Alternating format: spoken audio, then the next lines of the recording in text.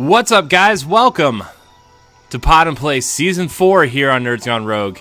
Happy 2019 to everybody. Of course, it's March. Of course, you know that. We know that. But it's Season 4 of Pod and Play. I'm Corey, and joining me, as always, is that retro code, Eddie V. I am back in the building, everybody. It's so glad to be doing Season 4. Yes! Yes! So, first of all, we're starting out with Shadow of the Tomb Raider. We know you've been wanting it. We know that. So we're kicking off the season with Shadow of the Tomb Raider. But before we get into all that, we are doing Pod and Play a tad different this season. We're still going to have the 12 games. There's going to be a bonus episode at the end of the season. So I guess a total of 13 episodes. We're going to try to get at least one person, besides this episode, one person on most of the episodes from Nerds Gone Rogue. Jesse's going to be a part of a lot of the Xbox stuff that we're doing. Jason and Jeff are going to be a part of a lot of the PlayStation stuff we're doing. Moose and Matt are going to do the Bloodborne, Dark Souls-y stuff that we're doing. So we're trying to get everybody involved and try to get everybody more involved with this because, they've also been asking to be a part of the shows. So, but for right now, Shadow of the Tomb Raider, it's just going to be Ed and I because, Tomb Raider's our jam. Did we do a recording of the first Tomb Raider? We did. That was the first episode of season 2. It did last year because we were talking about like Black Panther and stuff during that game. And then we did Rise of the Tomb Raider as the finale. Yep. And now we have concluded then the trilogy, the reboot trilogy, I should say. Yeah. With Shadow of the Tomb Raider. Yeah. So I want to do a New Game Plus just so we can get through some of this stuff with but can I save it to a separate slot because I want to go back to that first slot. Yeah, you'll choose from that slot, the import slot, and then be like you could save it to the second one, like that's empty. Just move it down and it'll say. Okay. Let's see. What do I want? Do I want to do Jaguar Path, Eagle Path? You know what? That bow's kind of cool though. Oh man. We're gonna go the Serpent Path. Oh, create new games. Okay, so empty slot. We're gonna go 3 just in case. Skip 2. I don't care. Normal's fine, I guess. Normal's fine. Whatever. So we're gonna play through the first hour of this game here. Ed, you and I both really, really, really enjoyed this game. Yes. I'm about 96% complete in finding all the stuff. That's all I have to do is find the rest of the collectibles, and I finished.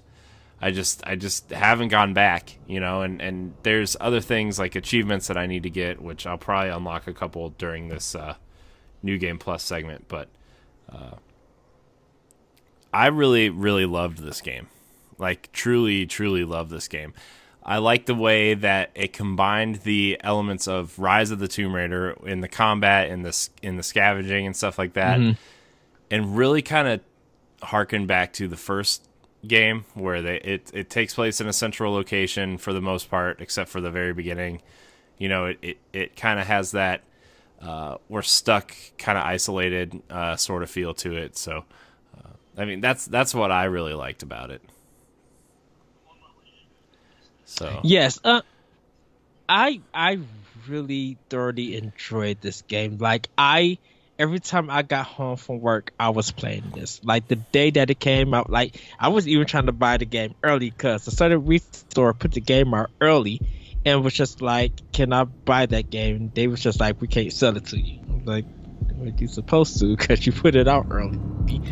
But I didn't get a chance. I had to wait till the next day. And when I got this game and installed it, I jumped into it and every night played this game. And I like the direction that they went with this in a matter where it's like, to me, the guns are effective, but the stealth that they're placed in this game is like really the way to get through a lot of the situations and being smart. Yeah, the stealth stuff is kind of like secretly the best part of this game. Yeah.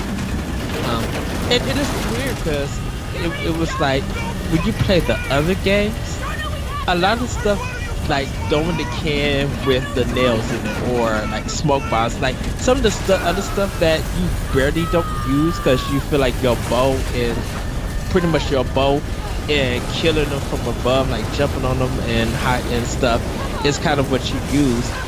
This one, it kind of balances out and make use of throwing the cans, like the sound effects, so you could go in and kill them and hide into the mud and shadow stuff. Like it really put a use to a lot of the other elements that the other games didn't do. Mm-hmm. But I always wondered what happened to the rest of the cast of the Tomb Raider games. I mean, Jonah's here. Yeah, but like, what happened to the Asian girl, the black woman? I know the one guy, he ended up getting killed, and the one other dude that betrayed him, he got killed in the first game. But I was just like, I always wondered what happened to the other two ladies in it. Really, honestly, I don't know. Where is the... Hold on. I want to turn subtitles off. There we go. Egg. No, And I must say, this game looks beautiful. And anyone who has an Xbox One X, it's probably more gorgeous. I'm playing it on the Slim. I think the only problem that I had with this game is like sometimes there's too much shadow. Like it's really dark and you can't see anything. It's just like get some light over here or something. Yeah, I'm sure this game with like HDR settings on and stuff looks amazing. But I played this whole game, like what you're seeing now. I'm recording off Xbox One X. Oh gosh. This beginning scene where the shin just gets skinned by the rock. Yeah. Oh man, that's a little cringy. But where was I going? Oh, I'm playing on Xbox One X, and I'm playing on the 60 frames a second mode. I'm not really playing on the resolution mode, and it still looks amazing.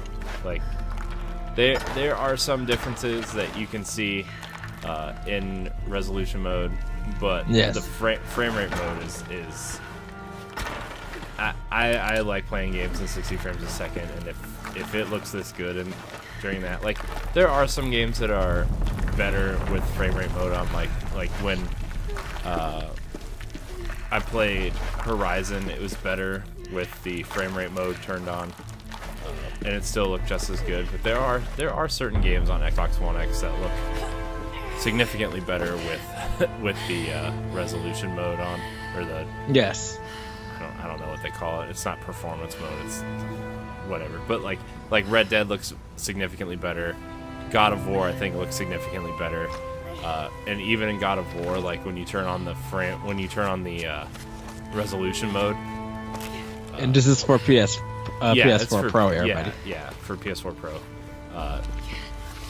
God of War doesn't really run at a full 60 frames a second, but it will run above 30. And so I played it with the resolution, or with the resolution mode on the whole time. Jonah, and it looked absolutely stunning. But this game, like I guess I can flip real quick just to show people what it looks like. But graphics, let's see, high resolution. Like, I mean, you're not going to be able to see. You're going to see some frame rate stuttering a little bit. Like some of the lighting's a little bit better. The textures on the walls and like Lara looks a little bit better, but like you're not really gonna, like her hair looks better, and you can see more of the strands in her hair, and the foliage looks better. But all in all, like it's cool. I changed it over a little bit for photo mode. Sorry, I couldn't think about what it was called. But I really prefer the frame rate mode. You know, I mean, like some of the foliage looks better. The lighting definitely looks better. Like on frame rate mode, sometimes the leaves and stuff look like a little plasticky, you know, and the rocks look a little bit like plastic just because it's shiny and it's still trying to give you that effect that they're wet. Yes. But all in all, like, yeah, and unless you really don't care about the frame rate and you just want a game that looks beautiful all the time, like, I don't know. So, I mean, not that this game. I mean, this game looks fantastic in frame rate mode anyway. So, Jonah, I made it. but And at the oh, go ahead, Corey. oh, I was just gonna say, but you guys are seeing the beginning of the game here. So, just letting everybody know that we started new games. If I didn't make that clear at the beginning. Anyways, go ahead, Ed. And that's probably why we've been wanting this game to come to Switch. You can check all our past episodes that definitely we want Rise to come, but now we feel like the whole Tomb Raider game should come. And I think for me and you, Corey, and probably a lot of people is, you know, saying that graphics doesn't matter. It's always going to be the gameplay. And I think this series will sell so well on Switch. To take a big adventure like this and put it on Switch, I think it would just do wonders. Now we know what Trinity's after. Yeah, I mean, I think a lot of games are kind of seeing that. Father's notes. You know, don't get me wrong. I love this game on Xbox One X. Like, I love Rise on Xbox One X. Right? It looks amazing and stuff. You want me to take a look at the wound? But I'm getting to a point, and I know I can just see the comments now. A lot of people are already commenting about how we want everything to come to Switch. But it's true. Like, in the way my life is working right now, like, I really prefer a lot of things on the Switch because it's easier for me to play games that way. Right. You know, for people who haven't been following us and are just watching this for the first time or finding us for the first time, like, They're usually just I have a small child, you know, I don't get a lot of free time to myself, and it's a lot easier to hold a child and play Switch than it is to, like, you know, hold a regular controller and whatever, you know, like, on my Switch, as of this recording, the game I've been playing the most is Roller Coaster Tycoon. You know, I mean, they made that work. Well, work is a slight term. And It turns on and you can do stuff. and you know, on past Pop Like episodes, we talk about how Panic Button does wonders with Bethesda games on their system. Well, and not just there's Bethesda games. Look at Warframe running on Switch. Oh yeah, So and they're working hard to make that even better. So and soon, you know, Doom. Well, we're recording this in December for everybody listening, so if some of this information might be out of date, whatever. But you know, Doom just got a performance patch and it runs great. You know, it runs at a full 720p on screen, on handheld screen now. You know, yes, and it runs at a locked 30 frames now. It runs really nice. You know, I tested it out the other day, and you know, it's just. I know we get a lot of flack for saying we want everything to come to Switch, but like, if something like Persona 5, for example, right? Possibly already announced for Switch, we don't know yet. It's still in the rumor phase right now. But if that comes to Switch, I'd be way more likely to play that on Switch than I would be on PlayStation. You know, and that's just how it works. And I know Persona isn't as graphically intense as this or anything, but we've seen at least the first two games run on Xbox 360 yes, and PlayStation 3. That's my whole thing about this, right? And even something like even something like, last season we played a lot of Titanfall 2, and we mentioned it coming to Switch, and we would like it to come to Switch at some point, and some people commented some things on that, and that's fine, but like, we saw Titanfall 1 run on Switch, or run on 360, right? 60. So yes, I don't know. I just think something like Tomb Raider would, especially because like it's a game that seems to have failed every time it's come out somewhere, right? Yes. Well, I mean, not that it didn't. It did well, right? But it didn't meet their expectations. And it just seems like games like that always benefit on Switch, right? Wolfenstein 2 sold as many copies. This news came out like a month ago or whatever. Wolfenstein 2 sold as many copies on Switch as it did on PlayStation and Xbox, right? Like, it sold just as many copies. Doom has sold like 1.3 million copies on Switch, which is no slouch, right? These games, at least the first two games, have run on older hardware. It's just one of those games I think would benefit from the move so well, Yes. And it's not like this game is I don't want to take anything away from Crystal Dynamics or anything, but the environments look fantastic. Lara and Jonah look great, but like the NPCs in this game aren't exactly the most graphically intensive things, right? Yes. And Trinity's you could people are armed. man, and the AI is, as much as we love this game, the AI is not fantastic. I think that So much for a night off. this game could easily be downported to Switch. He can't be far. He must It's my be in the opinion. courtyard somewhere. The 360 and 360 versions of 1 and Rise are already done, Someone must Right. know something. Right. so He said, I mean, "How's I it think going?" this series would be one of those series that would benefit the move. I really do, especially because Switch is all the craze right now, right? But like, Switch has an audience, and they have the highest attach rate, and people are looking for that third-party support. Look how well Wolfenstein and Doom did. Skyrim, Warframe's doing fantastic. Payday actually did decent on Switch. What was the other really? Oh, LA Noir sold more on Switch than it did on Xbox and PlayStation. And I know some of these games are older, but that's the point I'm making. Is like, the older games are already older than they're already done. But it still showed interest that when people played it on a Nintendo console, that the talk and the visibility about it was consistent.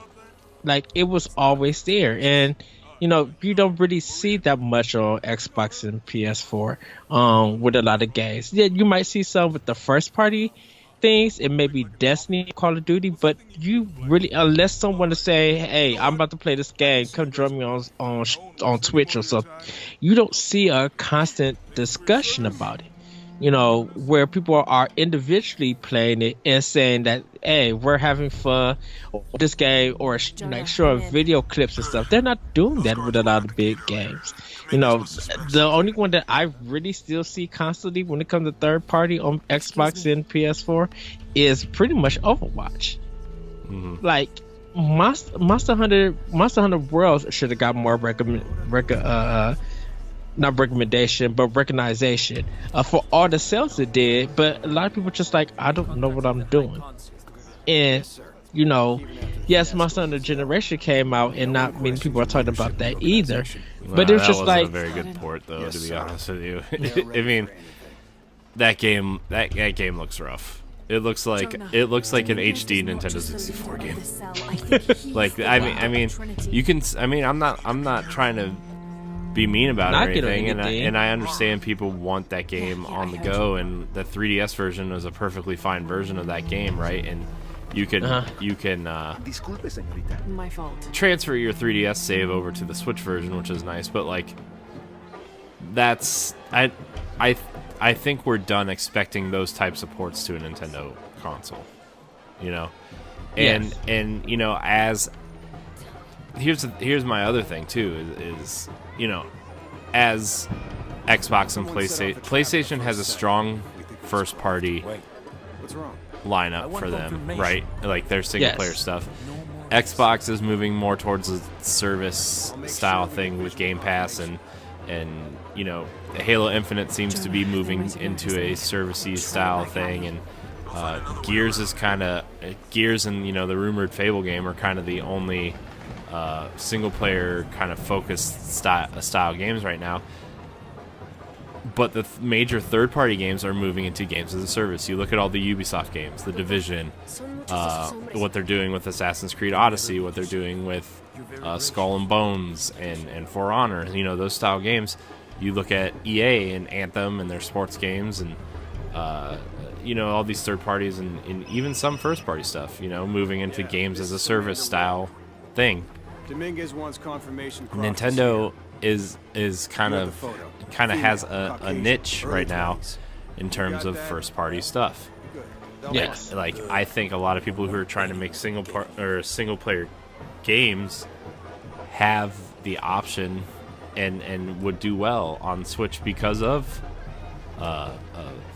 their kind of niche, you know? So I don't know. That's just kind of my opinion.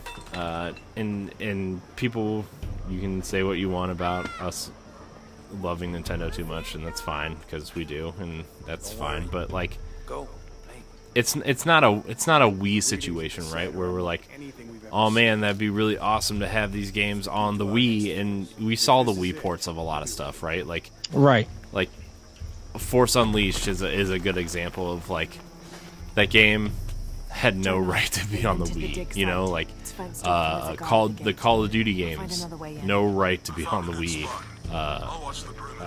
There was another one I was thinking of that maybe shouldn't have been on the Wii, but was, you know, it's just like we're past that point, right? And Switch is selling well. People are seeing the benefits of putting their stuff on the Switch. You know, we're not going to get huge open world style games like The Witcher, but we do see strong linear experiences. You know, There's got to be more to these I think we're past that of like, oh, Nintendo's underpowered. Yeah, it's underpowered, but the Switch is just a little bit less powerful than the launch Xbox One, right? We make that point all the time. And if that revision, that supposed revision, is coming in the next couple years, like that's going to make that system even more powerful, and more people are going to be able to put more power or more. What am I trying to say? More detailed games on there. You know, and even if something is underpowered, I think power sometimes doesn't matter in this kind of day and age now. I think when we was in the 360 and PS3 days, yeah, people wanted to be wowed by graphics. And now that we're in a kind of different generation of gaming, because like you look at Nintendo, you look at the Wii U, and you're just like, how are you guys even doing this with games that are enjoyable and stuff? Like, they were able to do 360 and PS3 kind of games. It might be at a late time, but the system is able to do it. And yeah, but the benefit that the Switch has over the Wii U, well, two things that the Switch has over the Wii U is A, it's way more powerful than the Wii U. Right? Yes. Maybe not way more powerful, but it's significantly more powerful than the Wii U. And the Switch has an architecture that's easy to port to or develop for, unlike the Wii U, which is why we didn't get a lot of, besides the fact that it didn't really sell well. Like, one of the major complaints from third parties is that it was incredibly difficult to develop for. Which is weird that they say that when none of them even tried to. Well, I mean, and then I think that's not entirely true. I mean, but I have a lot. I have 2 Assassin's Creed games. I have 2 Call of Duty games. I have both Darksiders games. Granted, Darksiders 1 didn't come out right away, but I have a lot of third-party games. If it was on Wii U, I bought it on Wii U, and Yes. that, I mean, Watch Dogs is nearly unplayable. It was nearly unplayable on any platform. So. Well, I mean, I better check those ruins. you want to, if you play it on Xbox One, you should try to play it on Wii U. It's incredibly difficult to Ishal, the goddess of the play. full moon. Assassin's Creed 3 And this is Shakshal, the new moon. it's a framey kind of mess and muddy textures. Like Shakshal, the key Darksiders lies beyond 2 our is gaze. probably the best third-party game I played on the Wii U. Or what did I say? Darksiders 2.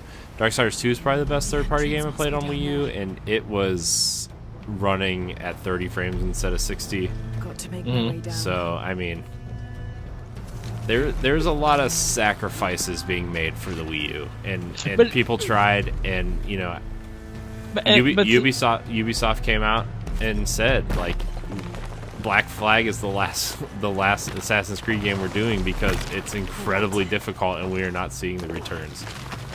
You know, which is I give them credit for being honest. You know, But I think the thing about it was that when Black Flag came out for Wii U, they didn't put everything that the other two systems had in that game. I know, and I think that was 94.2% still there. And I think that's the one thing that why a lot of people didn't want to get the Wii U version is because people felt gypped that they were getting lesser versions of the PS3 and 360 versions. That too. When Wii U was able to do what those other systems were able to do and produce. That too. Well, I mean, their store infrastructure was kind of shaky at the beginning. Their store was kind of not great, which prevented people from putting their DLC. Arkham Origins is the one that comes to mind, right? They had all that DLC on 360 and PS3. Like there's story DLC, there's skins, there's all kinds of cool stuff that never made it over to the Wii U because, I mean, they didn't see the sales, which is sad because that game was actually one of the better third-party games on. But the I think system. that one had a lot of problems on the other systems too. Well, I mean, it had a lot of problems. I like that game. It's my second favorite in the Arkham series, but you know, a lot of people don't really care for it, which I don't really know why.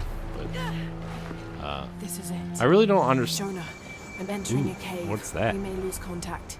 I just got something. I don't know what I got, but I got something. I think I got a skill point is what I got. So, you know, I just think we're at a point where, you know, developing third-party games for Nintendo is you know, granted, 2 years. We'll see what it looks like 2 years from now when PS5 and Scarlet are out. You know, but until then, it's like, you know, it's not really an excuse anymore. You see what Bethesda. Out of everybody, Bethesda, you're telling me Bethesda's the company that's supporting the Switch the most out of third parties? And they're getting most of the rewards. I mean, Ubisoft is kind of doing it, and not so much EA, but I think EA has a lot. You know, they have a lot of problems on their own right now, regardless of what platform they're on. So EA has to deal with that.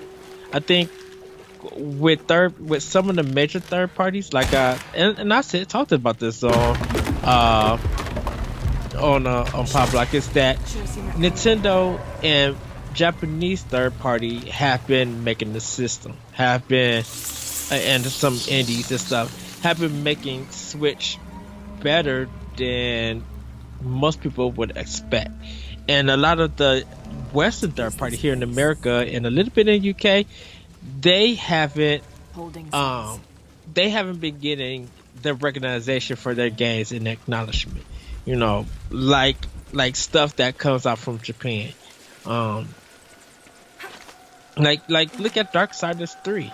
for example, that's a game that it has its problems and stuff, but it should have got more recognition, and it didn't. As many people were hyped for it, and it has a soul aesthetic to it that some gamers are really into. So why did it not sell anywhere near where it could have sold? Another series that would have highly benefited from a Switch port, I think.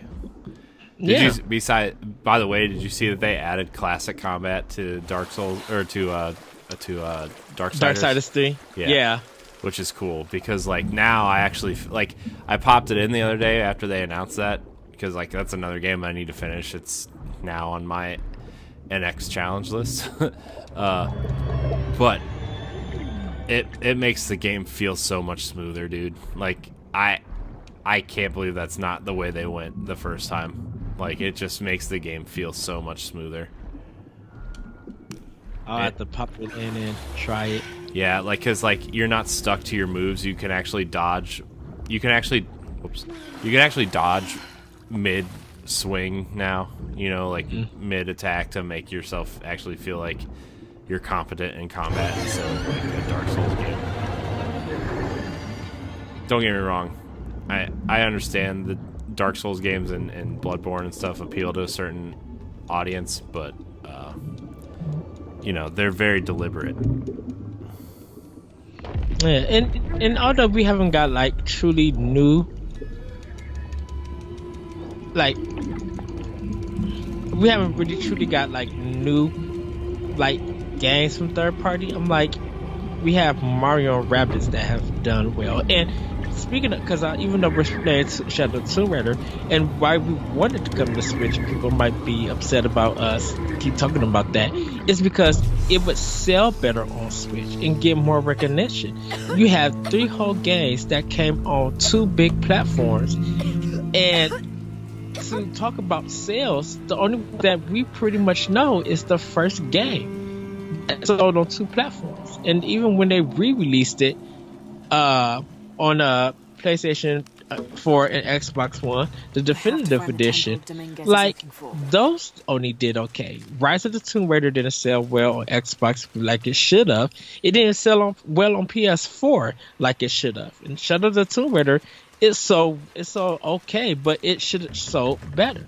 Like these games are great, and I think if they would have if they made a compilation and just even made it digital to come to Switch, I think it would get more sales and people would talk more about this game. Well, my thing is like they wouldn't even have to start with all 3 of them. They could port the first game over. I made it. Right.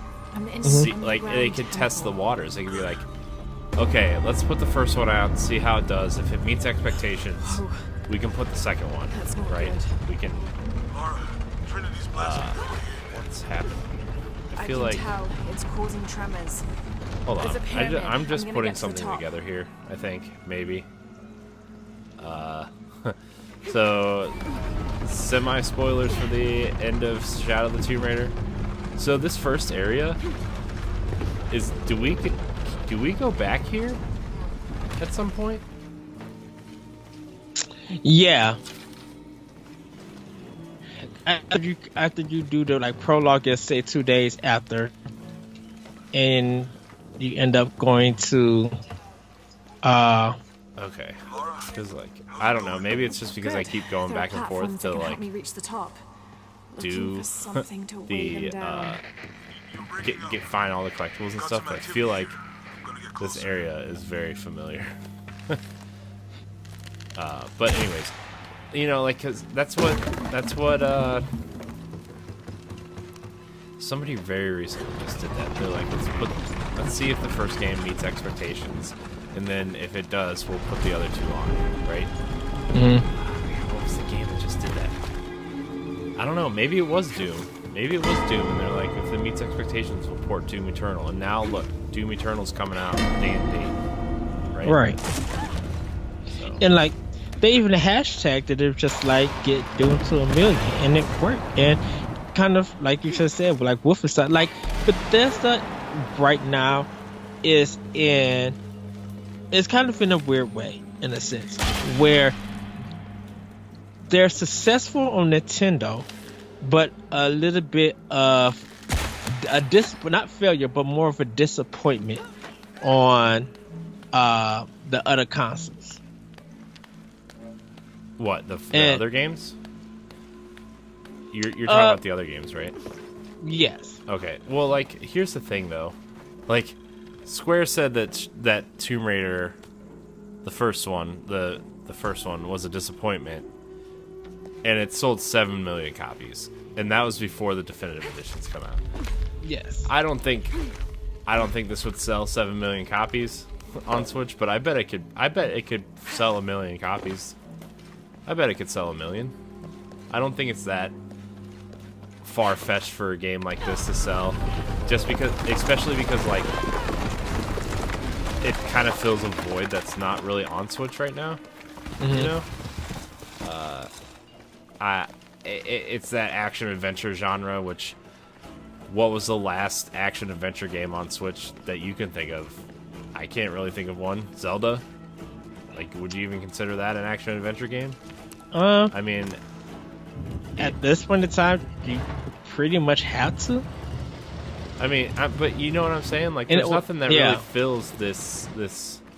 I don't have enough That space for void. that. Yeah, That want. yeah. Nothing.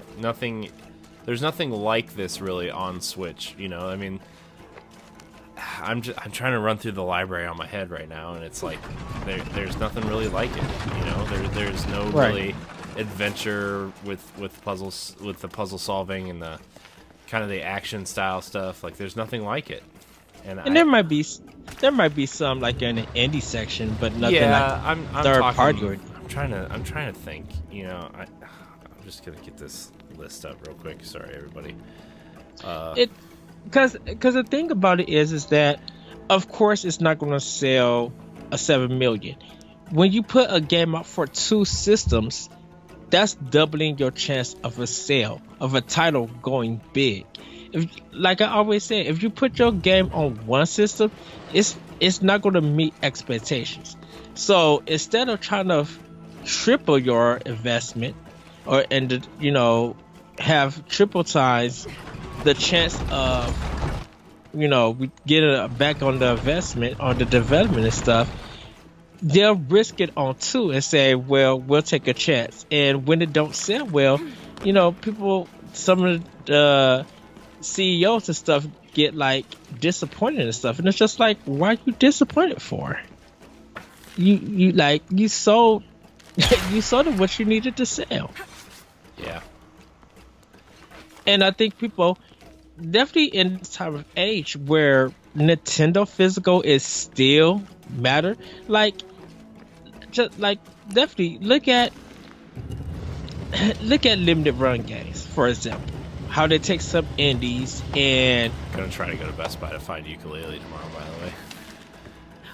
nice. Jesse got a copy of Ukulele and Golf Story physically, and I'm kind of, not gonna lie, I'm kind of jealous. That guy.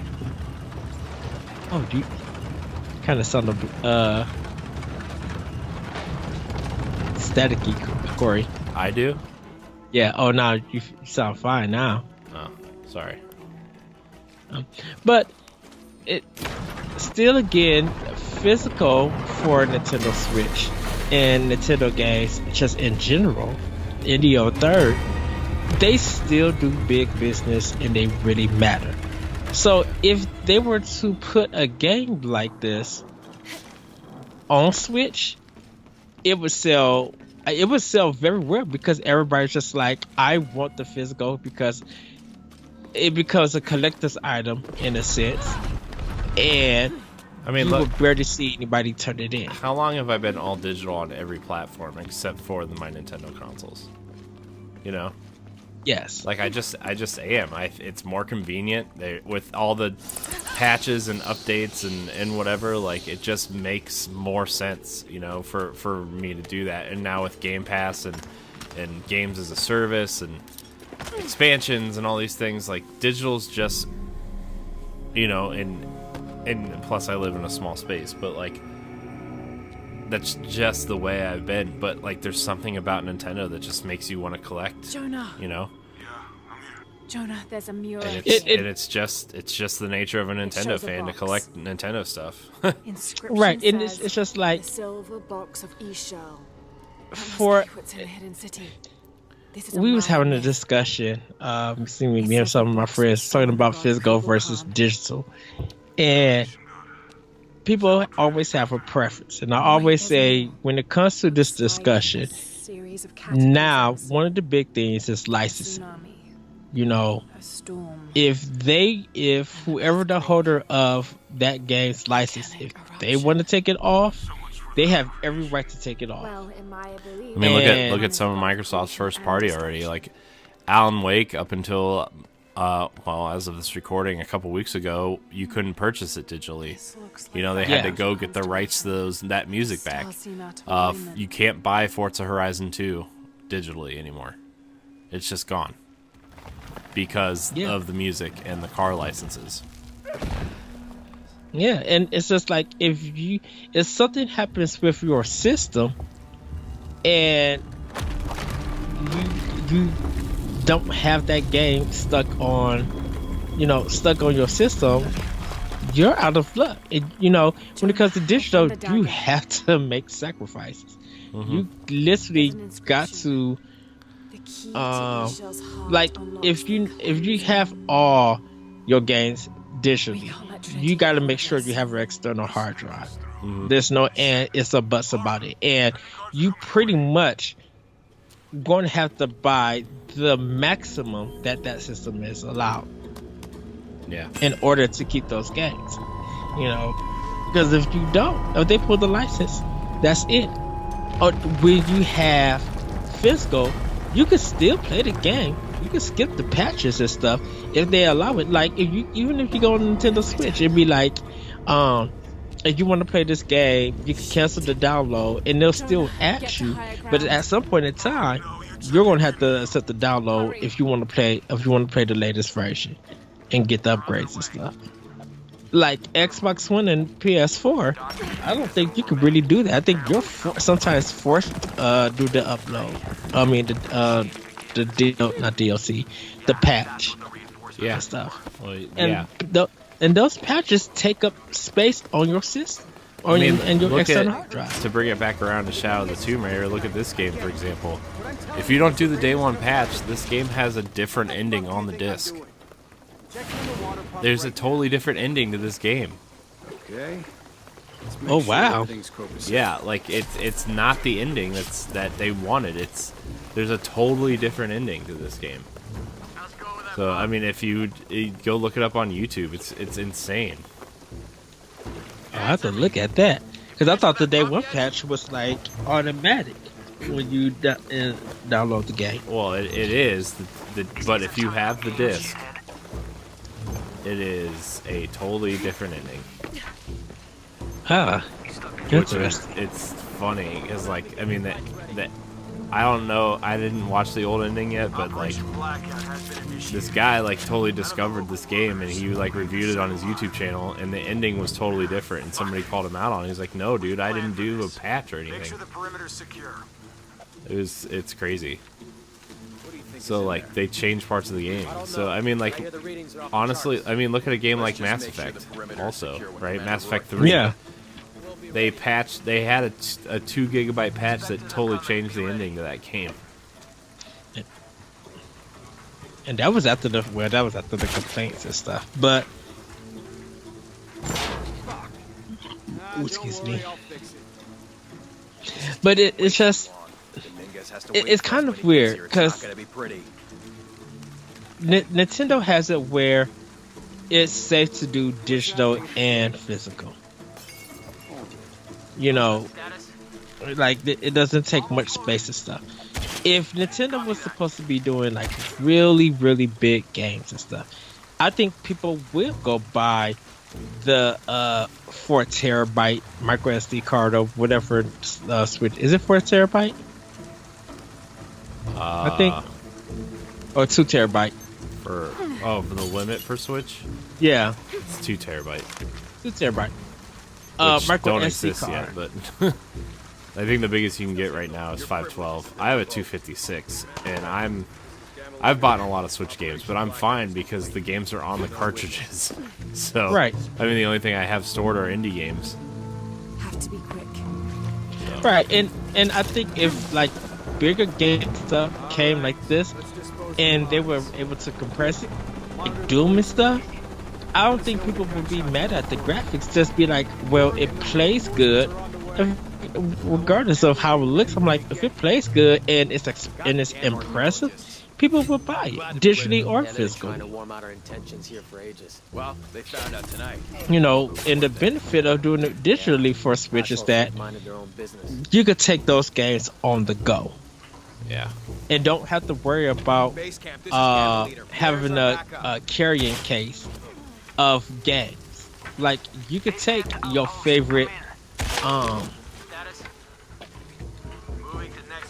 you could take your favorite physical games that you know you wanted to collect this stuff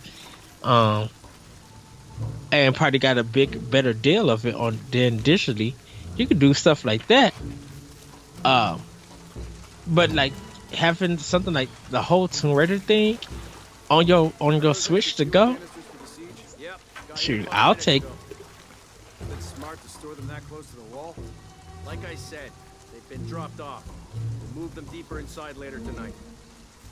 Sorry, I'm being real Last thing we stealthy need is here. some gung-ho copter Robert Me too. to the wall, right on top of them. But yeah, I know what you're saying. Like I like you look at the collections that have started coming out for Switch, like the Resident Evil Revelations collection, or you know, Bayonetta collection. Like they have one game on the cartridge, and the second game is a download code. Now what? I mean, they could totally do that too. You know, with Rise and the first game, We can't really afford the delay. where like the first game could be on the cartridge and the second game could be a download or whatever, or vice versa. You know. Right.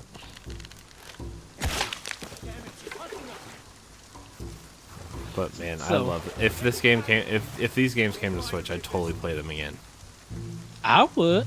They're just so much fun. You know. And we even said, you know, just making it digitally available. Like I think you could fit all three games. What?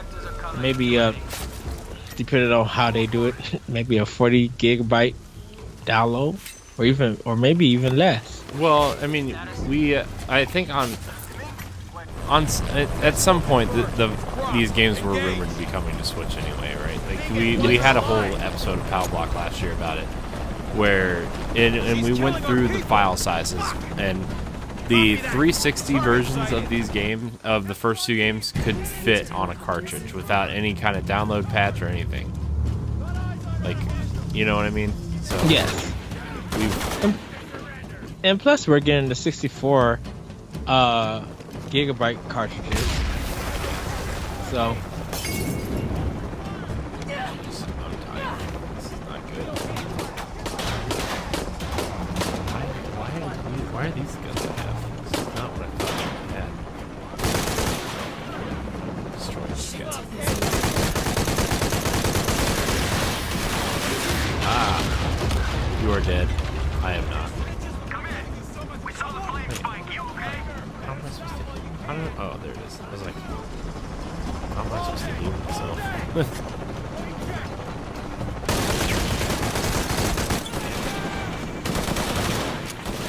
Wrecking these guys. I'm like, you're dead.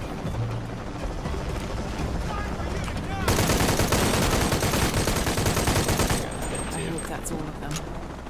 I ran right up on him and just shot him in the face. Sometimes you just gotta shoot people in the face, Ed. Sometimes you just gotta shoot in the face. Boom!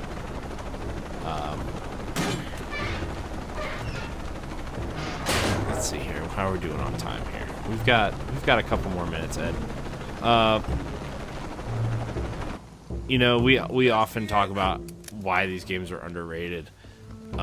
yes. For people who are finding this for the first time or whatever, like I do recommend going back to watch our season 2 episodes of the first 2 games, just to see the differences and similarities in gameplay. But Yes. why do you think these games have been underrated as they've come out?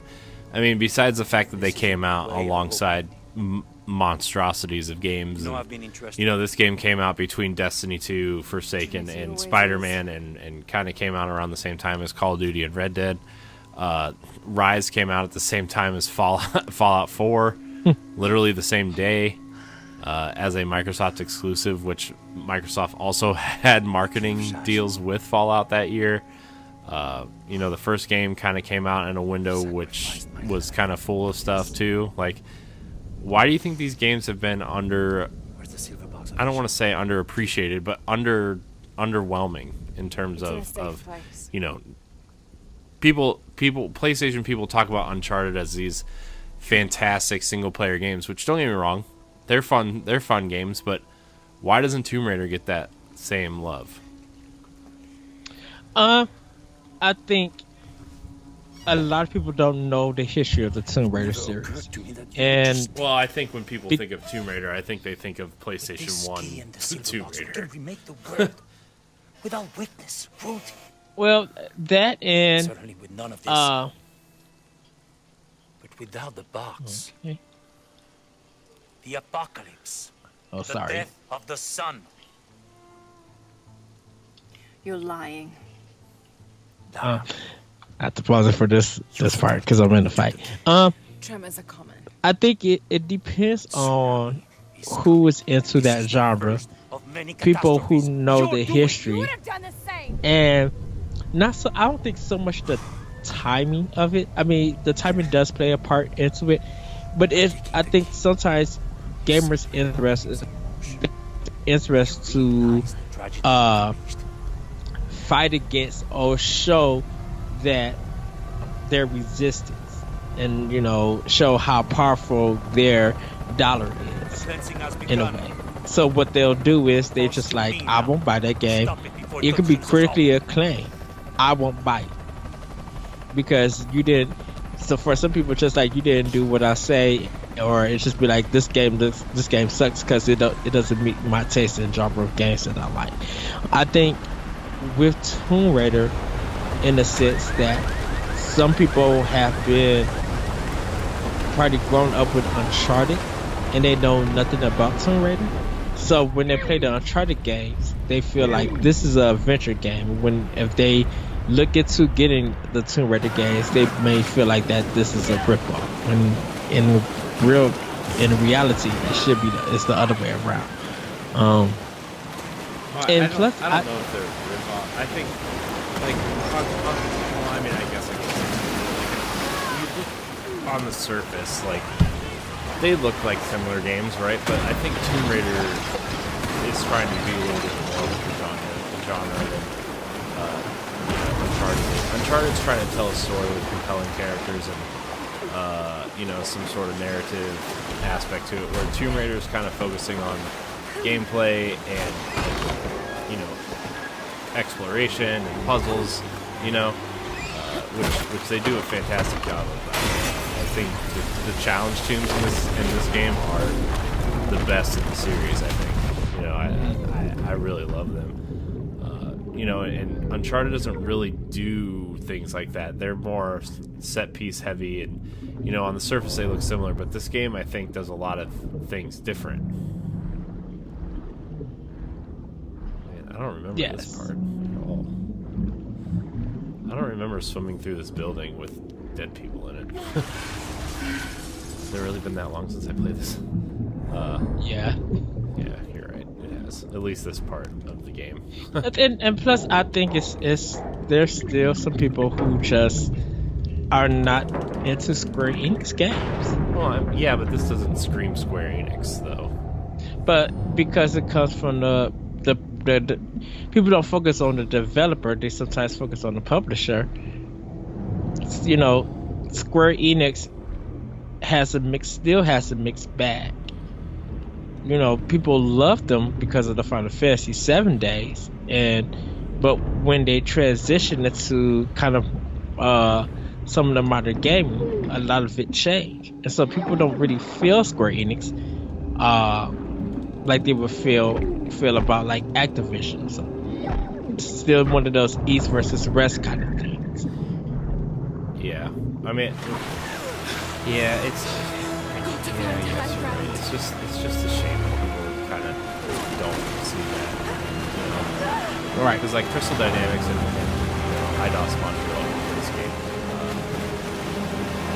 I think they've done great. I think these games have been fantastic. Personally, I think this is the best game in the series. That's my I know a lot of people prefer Rise, which, don't get me wrong, Rise is also a fantastic game. But this one is my favorite. So.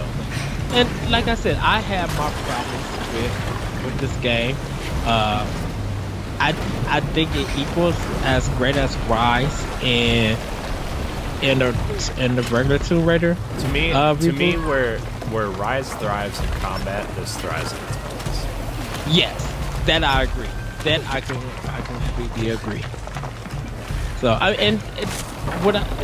they all three stand out individually, and I think that's why just the trilogy itself is just so great. It's just like this is hopefully this becomes a classic, and people really remember it, because each game does a lot, and I'm like, it's something that you'll play for years to come. Like if we go back to playing the regular Tomb Raider, or we end up playing Rise of the Tomb Raider, like me and you actually talked about going through all three games back to back to back. I mean, and every time we play it, we are having fun, and it's just like it's just it's classic in the sense that every time you touch it, you get sucked in. What do you mean? Mm-hmm. And it never want to let you go, even though you've done and seen it so many times. It's just a feeling that you go back in and you get stuck playing it, invested in this world. Yeah. To remake it into what? I don't know. He thinks he can rid it of sin I think, it's a shame that these games were kind of underrated, but I really like what We'll figure it out. how okay? they changed I promise. Laura as a character. She kind of like you you feel for her, but you also like are rooting for her. We're gonna help Like these people you know get what I to mean? safety, Like and then we'll go she's after the Yes. she's become kind of a for me anyway, a character that I enjoy watch grow from the game to game, and like. You don't know that Sometimes the story stumbles in certain Not areas, everything is and, about she's trying to These people be a need better us person, here. but then you go on can kind do of good murdering now. sprees. It's the same dilemma Besides, as Uncharted, where but do we then gotta you go? just got to put it A in the riddle? back of your head. Video games, right? We're gonna It's need a more video than game. Right. fish and silver crowns to get to And the hidden city. that's the one thing I give Shadow does very well, definitely with the puzzles and stuff, is that they gave character development I'm to gonna help these Laura. people. Like they break at a point that Laura gets broken, and that's a big character development. Yeah. She struggles and she suffers and stuff to the point that she breaks, and Yeah. to me that's growth and involvement of the character. Yeah, And like there's that's this one part in the probably 2/3 of the way through the game where you kind of feel like she's lost everything and everyone, and she is kind of coming out of the water with the fire behind her. Yes. That whole scene, That's- man, is that's- amazing. Yes, I love that. The tone of that with the music, it's like, now this is a cinematic moment done right. Yeah, it's pretty amazing. Ed, we are approaching that hour mark here. Any final thoughts on Shadow of the Tomb Raider or the series as a whole? I know we kind of again forgot to talk about the game while we were. Yeah, that's part of how to play. I will say that it is a big recommendation that you guys get. Like the game is beautiful. You play it on PC, Xbox One, PS4. Go back and play the trilogy. Like it's on sale digitally and sometimes physically at stores or PSN, Xbox One, Xbox Live Store. Like, really get all 3 games, but definitely play Shadow the Tomb Raider. We know there was some controversy that we didn't talk about. It really don't matter at this point in time. But I think it deserves to be played, and I think if anyone has this game and it's been part of your backlog, start it up. Like, really start it up. If you finish all the big games from 2018 and some of the games in 2019, pop this one in and play it full through. Like, don't jump around with this game. Play it full through.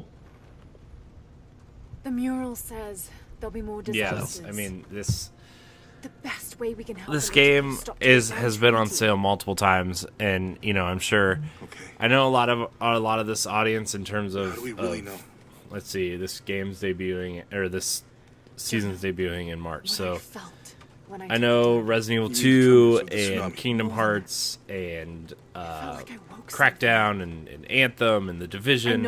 All these games are out already, but when you need something to play, like I really do highly recommend playing this game. If you don't do everything, it's not very long in terms of just kind of moving through the story or whatever. It's not long. It's maybe 15 hours long if you kind of mainline it with doing some extra things. I spent about 30 trying to do everything, and I'm almost 100%. The challenge tombs are definitely worth doing. It's a really solid series, and I really recommend it. If you have Game Pass, Rise of the Tomb Raider's on Game Pass. I actually don't know why the first one's not on Game Pass. I've kind of been wondering that for a while, but that's just me. So. Yeah, I can put Well, you down here. Let's go. probably it might be because of the game's like literally on sale. Like on PSN, it's always on sale for like $6 for the first day. Yeah, but that to me that just tells me that this game should be on Game Pass already. Yeah, true. But maybe it's something with Square Enix. Who knows? But anyways, this has been the first episode of Season 4 of Pod and Play here on Nerds Gone Rogue. Remember to download our podcasts, Nerds Gone Rogue, Nintendo Power Block, Arsenal X, and Nerds Gone Platinum. Check out our other new podcasts, Javelins for Hire, which is our Anthem podcast, and Dark Zone Junkies, which is our Division podcast. There's some other things kind of in the works. As of this recording, I'm finalizing a few things for other shows, but it's gonna be a fun year for Nerds Gone Rogue. I hope you guys have checked out Nindy Showcase on Nintendo Power Block and all of our other content on ngrradio.com. Like, subscribe, and share. And follow Nerds Gone Rogue on Twitter at Nerds Gone Rogue, on Instagram at Nerds Gone Rogue _official, and on Facebook at Nerds Gone Rogue. Give us a like, comment, share, all that stuff. We really appreciate your support. We're really trying to grow this year. We appreciate you stopping by and checking out Pod and Play. This is the first episode. It's running from March all the way to the end of May. We hope you stick around. Check out our other seasons on demand right now. And that's it. Thank you guys so much for watching. Until next week. Oh, hold on. Episodes are Saturdays at 10 a.m. Eastern Time. So if you subscribe, you'll get that notification on Saturdays at 10 a.m. Eastern Time, which is 7 a.m. Pacific Time. So now that I think I've covered everything. Yes. Thank you guys so much for watching. And until next week, keep on playing. Bye, everybody.